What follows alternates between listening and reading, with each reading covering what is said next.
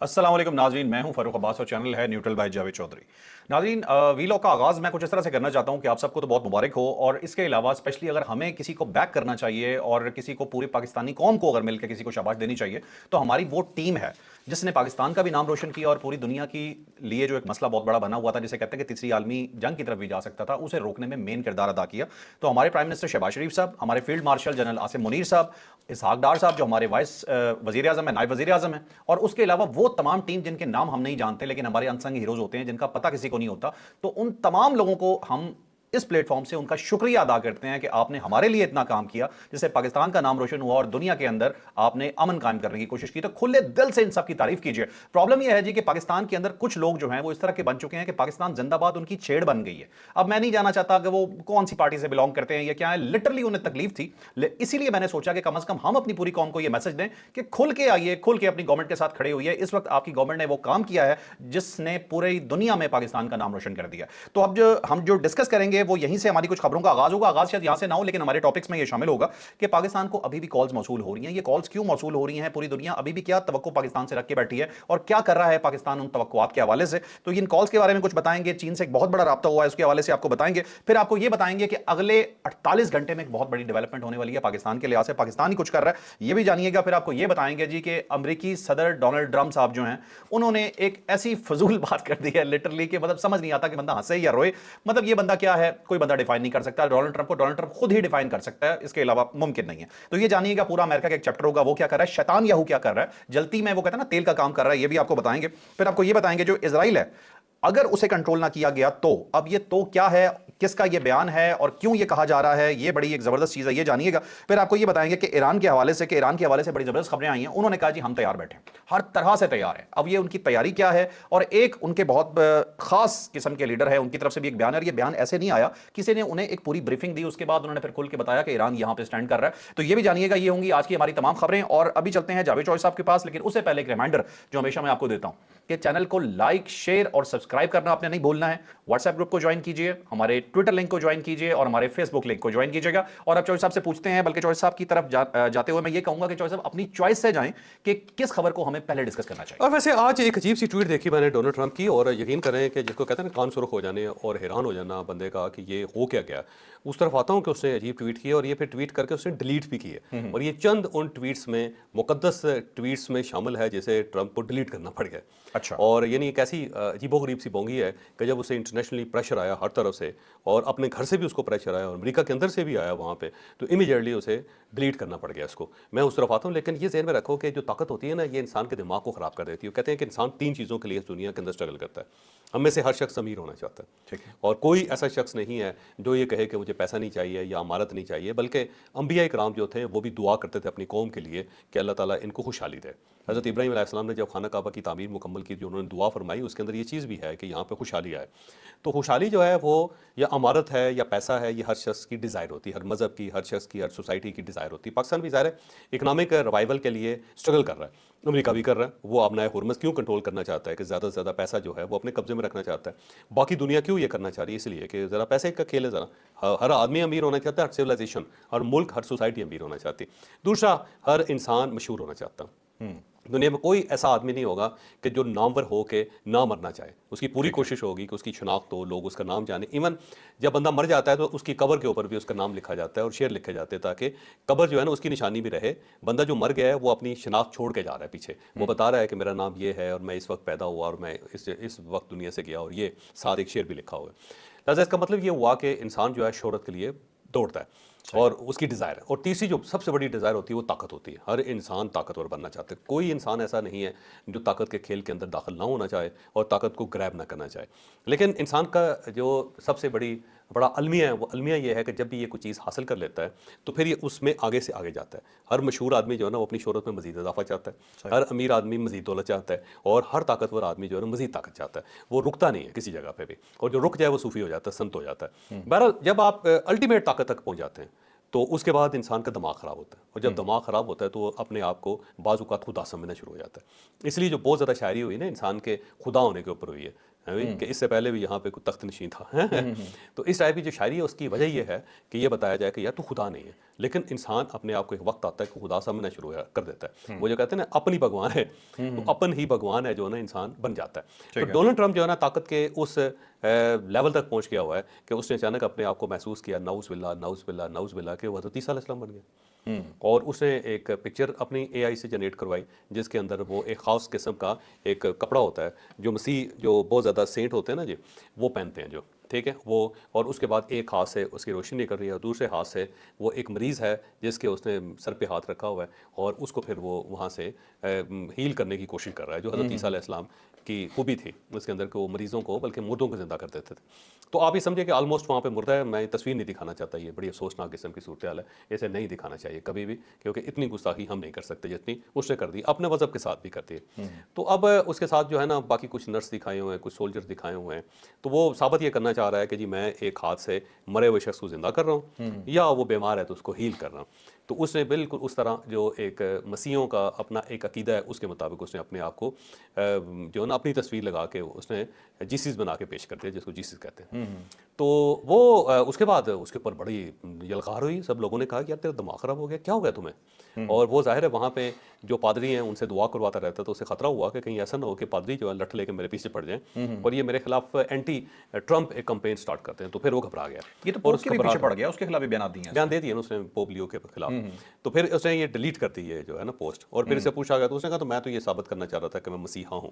اب مسیحا جو ہے نا وہ حضرت عیسیٰ علیہ السلام کے لیے اوور کانفیڈنٹ ہو گیا, یہ اس کا دماغ چل گیا. وہ پاور جو ہے نا پاور اتنی زیادہ ہو گئی ہے کہ اس نے اس کا جو سرکٹ ہے شارٹ کر دیا.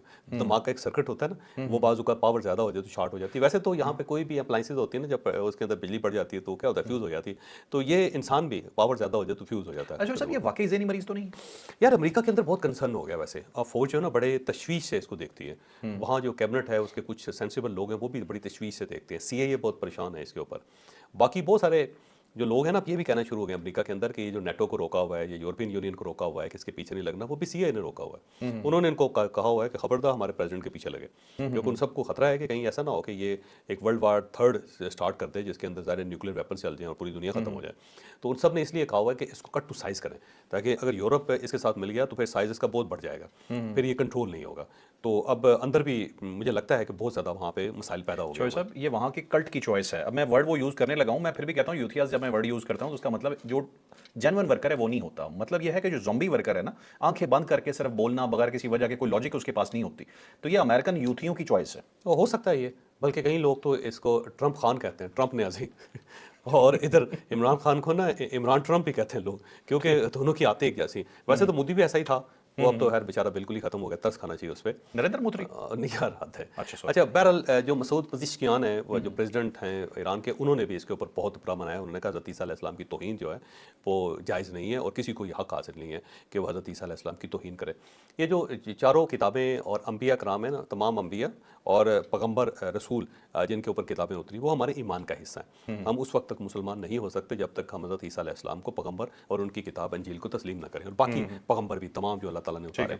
تو جب بھی کسی پیغمبر کی توہین ہوتی ہے تو ہمیں بڑی تکلیف ہوتی ہے, اور ہمیں ہونی بھی چاہیے. لیکن جو ویسٹرن پاورز ہیں نا, جو امریکہ وغیرہ یورپ, ان کا تھوڑا سا ڈفرینٹ ویو ہے. وہ تو حضرت عیسیٰ علیہ السلام کے بت بنائے ہوئے, انہوں نے ان کو سلیب پہ چڑھایا ہوتا ہے, ان کی تصویریں بناتے ہیں, ان کی تصویریں لگائی ہوتی ہیں ساری.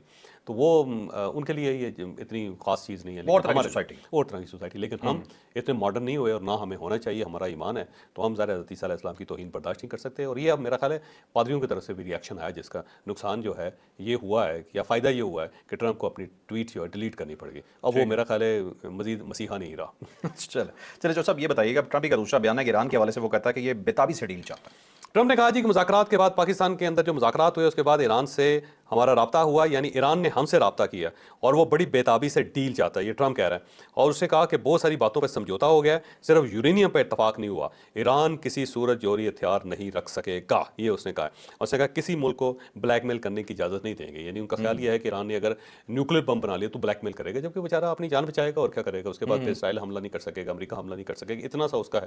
اسے کون سا چلانا ہے, اور چلانا ہے تو کہاں چلانا ہے, کیا امریکہ بھیج سکتا ہے, کیا اسرائیل کے اوپر پھینک سکتا ہے؟ نہیں, اسرائیل کے اوپر بھی ایٹم بم نہیں پھینکا جا سکتا. یہ آپ کو پتا ہے کیوں نہیں پھینکا جا سکتا؟ اس کی وجہ یہ ہے کہ دائیں بائیں سارے عرب ملک ہیں, تو سارے متاثر ہوں گے. تو کون ایسا اسلامی ملک ہوگا جو وہاں پہ بم مار کے اپنے مسلمان بھائی مار لے؟ तो नहीं, ये सिर्फ डेटरेंस है, और डेटरेंस एक अमेरिका से क्रिएट करना ईरान है। मुझे लगता है दिन रात ये कोशिश कर रहा है, कर रहा है कोशिश, मुझे लगता है। चौधरी साहब इसके पास होता तो मामला यहाँ तक पहुँचता ही ना। ना पहुंचता, लेकिन ये कोशिश कर रहा है। और साथ उसने कहा कि आपने हुर्मस की नाकाबंदी जो है वो शुरू कर दी है, और बहुत सारे ममालिक ने हमारे साथ रब्ता किया है और उन्होंने कहा जी हम आपने हुर्मस की नाकाबंदी में आपकी मदद करने के लिए तैयार हैं, लेकिन हमने कहा कोई ज़रूरत नहीं। जबकि सबसे कह रहा है कि मेरे साथ आओ। इंग्लैंड ने भी, यूके ने भी इनकार किया। हाँ, यूके ने इनकार किया, फ्रांस ने कहा, यूरोपियन यूनियन कोई नहीं तैयार होगा, कोई नहीं तैयार होगा। और मुझे लगता है सीआईए रोक रही है उनको कि खबरदार हमारे प्रेसिडेंट की बात में आए। ठीक है, जो डीप स्टेट होती है ना वो डिफरेंट होती है, उससे कायम रहना होता है, उसकी अपनी सर्वाइवल होती है, और वहाँ पे बंदा मैटर नहीं करता, वहाँ पे सीट्स मैटर करती है। हाँ, उन्हें पता है सीट्स के ढाई साल बाद ये तो चला जाएगा, तो अमेरिका में तो रहना। हाँ, और हम कहाँ जाएंगे सर। सही बात। साथ उसने कहा जी कि ये जो यूरेनियम है किसी न किसी तरीके से हम हासिल कर ही लेंगे, यानी कि वो कहता है uranium by hook and crook हम ईरान से ले आएंगे। अभी कैसे लेके आएगी इसकी समझ नहीं आ रही वैसे। तो सब इससे पहले इसकी किसी बात की समझ आई है आपको? नहीं। अच्छा, ये सुबह कुछ कहता है, शाम को कुछ कहता है। एक और वैसे बड़ी मजे की बात है, मैं एक एनालिसिस पढ़ रहा था बल्कि बड़ा डिफरेंट किस्म का एनालिसिस, और उन्होंने पूरी जो इसकी ट्वीट्स है ना उनका एनालिसिस किया।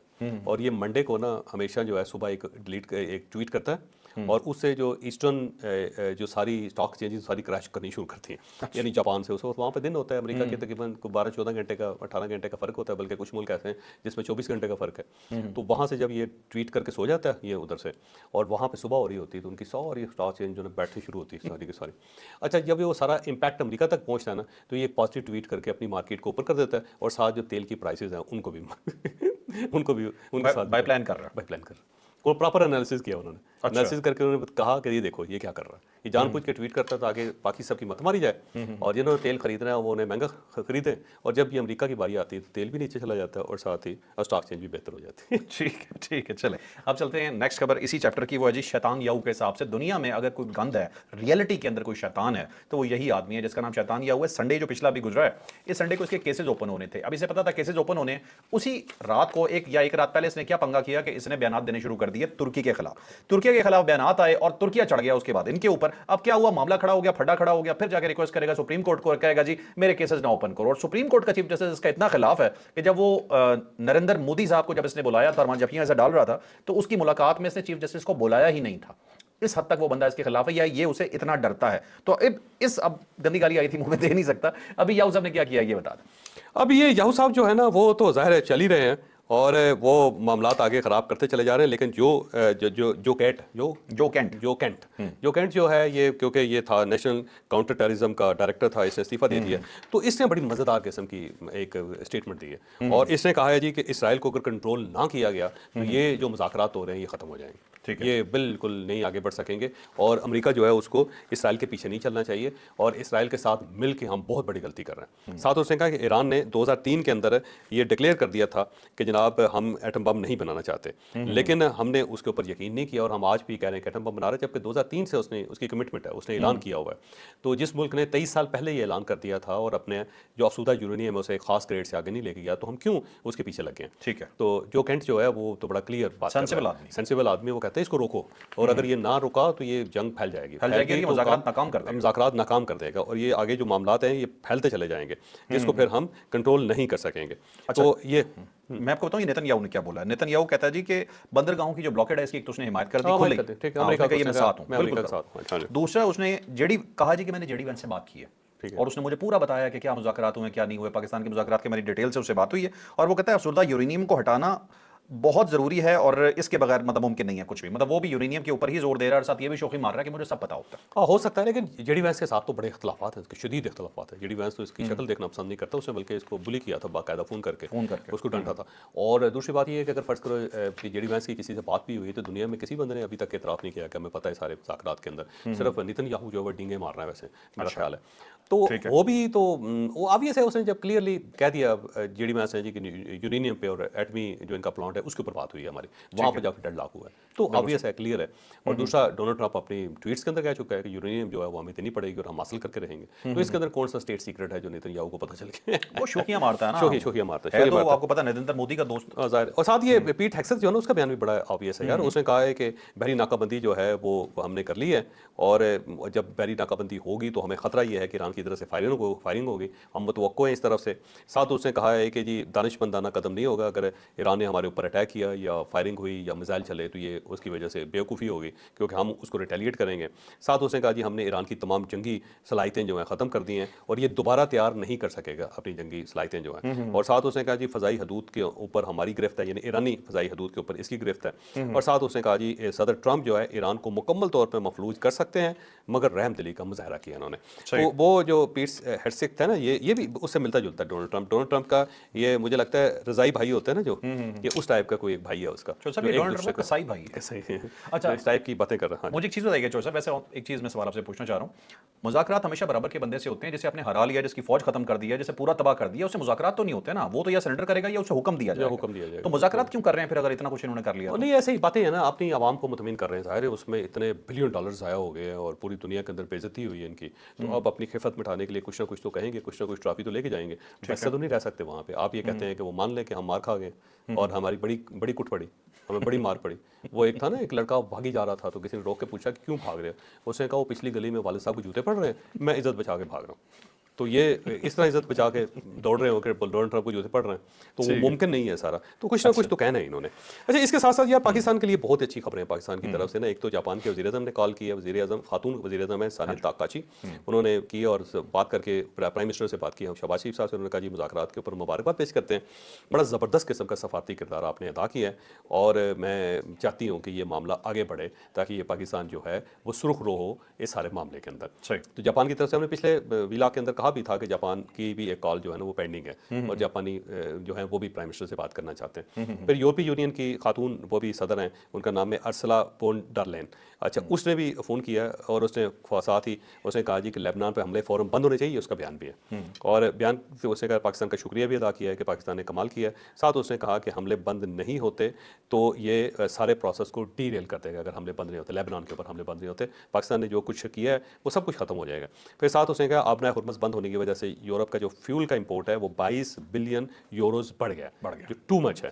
جو اس نے کہا کہ 22 بلین یوروز جو ہیں اس کا بڑھ گیا ہے. یہ تو میرا خیال ہے ان میں سے ہمیں کوئی 10% بھی دے دیتے نا, یہ 15% بھی ہمارے پاس آ جاتا تو ہم دوسرا قرضہ بھی ادا کر دیتے. ہم سارے قرضے ادا کر دیتے. اتنا زیادہ نقصان جو ہے انہوں نے یورپ نے صرف پیٹرول کی پرائسز کی وجہ سے کر دی ہے اور پورا یورپ بڑا پریشان ہے. اور اسے کہا جی امریکہ جو ہے وہ اس کو بہرحال اس سارے عمل کو بہتر بنانا چاہیے تاکہ مذاکرات ہو سکے اور اس کا نتیجہ نکل سکے. مجھے لگتا ہے کہ امریکہ جو ہے نا یہ تیل کے اوپر آبنائے ہرمز کو روک کے یہ جو آئل کا کرائسس ہے اس کو ڈبل کرنا چاہتا ہے تاکہ ساری دنیا جو ہے امریکہ سے تیل خریدنے پر مجبور ہو جائے. جب ایک ہی سورس بچے گا آپ کے پاس تو کیا کریں گے آپ پھر؟ تو مجھے لگتا ہے ڈونلڈ ٹرمپ نے ایک مرتبہ اس چیز کو انجوائے کرنا چاہتا ہے کہ وہاں پہ جو امریکن پورٹس ہیں ان کے سامنے ٹینکر کھڑے ہوں, بحری جہاز کھڑے ہوں, اس کی تصویر کھینچ کے پھر اسے ٹویٹ کرے اور کہے دیکھا. پیٹ ایکسٹ کا آج کے بیان میں ایک چیز شامل تھی, اس نے کہا جی کہ اگر ٹرمپ چاہتے تو ایک ہی دن میں ایران میں سب کچھ ختم کر سکتے تھے, لیکن انہوں نے رحم کیا. تو مجھے وہ چنگیز خان کا یاد آ گیا کہ کسی عورت نے کہا, انہوں نے پوچھا جی کبھی رحم آیا آپ کو؟ اس نے کہا ایک عورت کا بچہ ڈوب رہا تھا تو میں نے نیزہ مار کے اٹھا کے اسے دے دیا, یہ اس کا رحم تھا. تو رکھ لے, یہ تو رکھ لے. کیا بات. اچھا ابھی جو صاحب شہباز شریف کے بارے میں بتائیے. ہاں جی, کینیڈا کا بھی فون ہے میاں شہباز شریف صاحب, کینیڈین پرائم منسٹر جو انہوں نے بھی فون کیا ہے. اور ساتھ ساتھ چینی وزیر خارجہ سے ہمارے جو وزیر خارجہ ہے ان کا رابطہ ہوا ہے اور چینی وزیر خارجہ نے بھی مبارکباد پیش کی اور ساتھ اس نے کہا جی پاکستان کی جو تعمیری سفارتکاری ہے اس کی مکمل حمایت کرتے ہیں اور یہ بہت اچھا ہے. دوسرا یہ ہے کہ میاں شہباز شریف صاحب نے آج کیبنٹ سے خطاب کیا اور ساتھ انہوں نے جو سیکورٹی صورتحال ہے وہ الیبریٹ کیا وہاں پہ. ساتھ انہوں نے ڈائلاگ کے بارے میں بتایا کہ وہ کس طرح ہوا اور کہاں ہوا. ساتھ انہوں نے کہا جی کہ 47 سال بعد ایک مثبت پیش رفت ہوئی ہے. 47 سال اس لیے حوالہ دیا جاتا ہے کہ 1979 میں آخری مرتبہ امریکہ کا ایران کے ساتھ رابطہ ہوا تھا. اس کے بعد بڑے ملکوں نے کوشش کی, بڑے ٹرن آئے, لیکن ایرانی امریکنز کے سامنے نہیں بیٹھے. اس سے پہلے جو ہے نا 57 سال پہلے پاکستان کا ایک موڑ آیا تھا کہ اس نے چائنا اور امریکہ کا آپس میں تعلقات ٹھیک کروائے تھے 1969 میں. اور اس کے بعد وہ تعلقات سٹارٹ ہوئے 1971 میں, ان کی آپس میں ملاقات ہو گئی, ہنری کسنجر گئے یہاں سے اور پھر اس کے بعد جو ان کے پریزیڈنٹ بھی گئے اور ساری چیزیں سیٹل ہو گئی. تو آپ یہ سمجھے 57 سال پہلے پاکستان نے ایک بہت بڑا مرحلہ سر انجام دیا تھا کیونکہ اس وقت چائنا اور امریکہ ایک دوسرے کے ساتھ نہیں بیٹھ رہے تھے. اور اب 47 سال بعد ایران اور امریکہ کو ایک ساتھ بٹھایا تو پاکستان کا واقعی بڑا کمال ہے. تو مجھے لگتا ہے دنیا اس چیز کو اب تسلیم کر رہی ہے کہ انہوں نے جیسے بھی کیا, جس طرح بھی کیا, انہوں نے کیا. تو پرائم منسٹر صاحب بھی اس کا حوالہ دے رہے ہیں کہ 47 سال بعد ہم نے بٹھایا اور یہ بڑی مثبت پیش رفت ہے. ساتھ انہوں نے کہا جی کہ مزید ڈائلاگ ہوں گے اور ہم مایوس نہیں ہیں اور ان شاء اللہ تعالیٰ ایک راستہ نکالے گا. پھر اس کے بعد یہ خبر ہے کہ 48 گھنٹے بعد جو ہے 48 گھنٹوں کے اندر ہمارے جو پرائم منسٹر ہیں اور ساتھ ان کے فیلڈ مارشل ہیں اور پھر طارق فاطمی صاحب ہیں، اسحاق ڈار صاحب ہیں، اور اورنگزیب صاحب اس وقت امریکہ میں ہارورڈ یونیورسٹی میں وہ لیکچر دے رہے ہیں، اور وہاں سے ان کو بھی بلا لیا گیا اور وہ بھی جوائن کریں گے جا کے پرائم منسٹر کو. تو یہ ہماری جو سینئر کیبنٹ ہے یہ ساری کی ساری جا رہی ہے، اور یہ دعوت دی ہے ایم بی ایس نے، محمد بن سلمان. ہاں محمد بن سلیمان نے، اور انہوں نے دعوت دی ہے کہ آئیں تشریف لائیں، اور یہ پاکستان جا رہا ہے اور وہاں پہ یہ بریف بھی کرے گا. میرا خیال ہے جو اورنگزیب صاحب کا آنا ہے نا، یہ وہ $5 بلین جو سعودی عرب ہمیں دے رہا ہے اس کے لیے اورنگزیب صاحب آ جا رہے ہیں، وزیر خزانہ، ان کا ہونا وہاں پہ ضروری ہے. ضروری ہے. اور اس کے علاوہ باقی تو ڈسکس ہو گئے نا، جو سب سارا مذاکرات اور جو ڈیولپمنٹس ہیں ان کے ہاں حوالے سے. بالکل ہو گیا. دوسرا یہ کہ پاکستان نے دوبارہ مذاکرات کی کوشش شروع کر دی ہے، اور ایران کے ساتھ بھی رابطہ ہے ان کا، امریکہ کے ساتھ بھی رابطہ ہے، دونوں کو یہ دوبارہ راضی کر رہے ہیں. مجھے لگتا ہے کہ آنے والے چند دنوں کے اندر کوئی نہ کوئی خوشخبری آئے گی. یہ جو 8 دن ہے نا جنگ بندی کے، یہ جنگ بندی تو قائم رہے گی. اس دوران پاکستان کی کوشش ہوگی کہ جو جنگ بندی ہے اس کی مدت میں اضافہ کروا دیا جائے اور دوبارہ ایک مذاکرات کا ایک کوشش کی جائے اور امید ہے کہ ہو بھی جائیں. یہ ہو جائیں.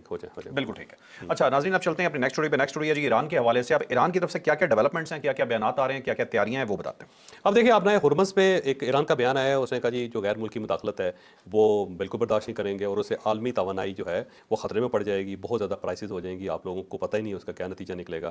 پھر اس کے ساتھ ساتھ جو ہرمز ہے، بحر آبنائے ہرمز ہے اور بحر عمان ہے، اس میں انہوں نے کہا کہ فوجی مداخلت جو ہے نا اس کی ہر کوشش ناکام بنا دی جائے گی. آپ نہ عمان کے قریب جا سکتے ہیں اور نہ آبنائے ہرمز میں داخل ہو سکتے ہیں. یہ ذہن میں رکھیں کہ یہ جو ہے نا عمان ملک ہے، یہ اس کی بڑی جو لوکیشن ہے بڑی زبردست قسم کی ہے. ایک تو سعودی عرب کے ساتھ یہ چلتا ہے، آگے جا کے یہ جتنی اسٹیٹس ہیں دبئی کے ساتھ اور شارجہ کے ساتھ مل جاتا ہے یہ، اور یہ آبنائے ہرمز سے بالکل پیچھے ہے. یعنی یہاں سے جو بھی جو بحری جہاز گزرتا ہے وہ یہاں سے ہو کے آبنائے ہرمز کے اندر داخل ہوتا ہے. تو اگر آپ نے آبنائے ہرمز میں داخل ہونا ہے تو آپ نے عمان کے ذریعے جانا ہے، اور اگر آپ نے وہاں سے نکلنا ہے تو تب بھی آپ سب سے پہلے عمان کے پاس پہنچیں گے.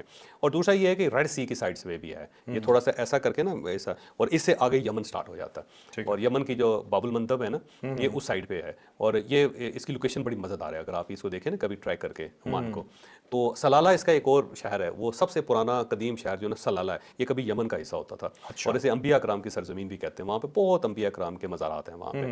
حضرت صالح علیہ السلام کی جو قوم تھی وہ بھی وہیں پہ آباد تھی، اور وہاں اونٹنی جو ہے اس کے پاؤں کے نشان بھی ہیں وہاں پہ. حضرت صالح علیہ السلام کی جو اونٹنی، تو بڑا مزیدار قسم کا خوبصورت قسم کا شہر ہے سلالہ. تو سلالہ جو ہے نا وہ اوپر جا کے نا ریڈ سی کے بالکل قریب پہنچ جاتا ہے. اور اس کے بعد اگر آپ آئیں تو آگے خلیج فارس ہے، اس کو خلیج عمان بھی کہتے ہیں، اور یہ پھر اس کے بعد آبنائے ہرمز آ جاتا ہے. تو وہ اس سے عمان کو شامل کرنا چاہ رہا ہے بار بار ایران جو ہے نا. آگے چل کے میں آپ کو تھوڑا سا اور بھی بتاتا ہوں. تو ساتھ انہوں نے کہا جی کہ عمان کے جو بحر عمان ہے وہ یا ہرمز ہے اس کے اندر کسی قسم کی فوجی مداخلت کو برداشت نہیں کریں گے، اور کوئی بھی اگر وہاں پہ بحری بیڑا نظر آیا ہمیں تو ہم نے اس کے اوپر اٹیک کر دینا. اور یہ ترجمان جو ہے نا وہ کہہ رہے ہیں ایران کے.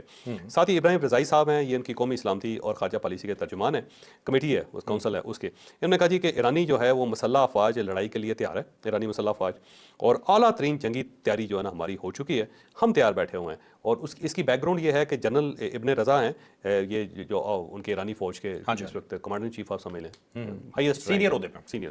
تو انہوں نے ایک بریفنگ دی اور اس کے بعد ابراہیم رضائی نے یہ اعلان کیا کہ جناب ہمیں بتا دیا گیا ہم تیار ہو کے بیٹھے ہوئے ہیں. تو اگر امریکہ آئے گا تو اس کو نقصان بہت برداشت کرنا پڑے گا. اس کے ساتھ ساتھ ایک اور ہے، ایران کی طرف سے یہ بھی خبر ہے کہ اس نے ایک نیا سسٹم بنایا ہے، جو بار بار کہہ رہے ہیں نا کہ نیا ہم نے ایک سسٹم بنا دیا ہے. اس سسٹم کے تحت جو ہوں گے جہاز یہاں پہ آئیں گے، جہاز جائیں گے. اس نئے سسٹم کو انہوں نے یہ کیا ہے کہ پہلے جو جہاز آتے تھے اس کے لیے ٹول ٹیکس انہوں نے رکھا ہوا تھا کہ ٹول دیں گے تو پھر جائیں گے. اس کو چینج کر کے انہوں نے سروسز فیس کر دی ہے. اور یہ جو سروسز فیس ہے نا یہ ہر جگہ پہ ہے. مثلا اگر آپ نہر سویز سے گزرتے ہیں تو آپ کو سروسز فیس دینی پڑتی ہے. اگر آپ پناما لیک سے گزرتے ہیں، پناما کینال سے، تو وہاں بھی آپ کو یہ فیس ادا کرنی پڑتی ہے. لیکن وہ تو آرٹیفیشل ہے نا، جو صاحب خود بنائی ہوئی ہیں، یہ تو قدرتی ہے. قدرتی کے ہاں قدرتی یہ پہلے ہی ہوگی جس کے اندر یہ سروسز ہو سکتا ہے. وہ یہ کہیں گے جی ہم کو صاف کرنا پڑتا ہے، اس کو ٹھیک کرنا پڑتا ہے، اس کی حفاظت کرنی پڑتی ہے. کون گندا کر کے جاتا ہے؟ تو اس کے بعد انہوں نے کہا کہ جو سروسز فیس ہے نا اس لینے کا فیصلہ کر لیا، اور اس میں یہ عمان کو اپنے ساتھ شامل کرنا چاہتے ہیں. اور یہ ان کے ساتھ ایک معاہدہ کریں گے، اور عمان اور ایران دونوں مل کے یہ سروسز چارجز جو ہیں ان کو وصول کریں گے اور پھر آپس میں تقسیم کریں گے. یہ میرا خیال ہے انہوں نے بڑا اچھا کام کیا ہے. اس کی وجہ یہ ہے کہ عمان کے اوپر امریکہ کو بھی اتفاق ہے، یورپ کو بھی، یہ عمان وغیرہ کے ساتھ کوئی اعتراض نہیں ہے. تو یہ انٹرنیشنل باڈی کو عمان کے ذریعے انگیج کرنا چاہ رہے ہیں. اچھا بالکل ٹھیک ہے.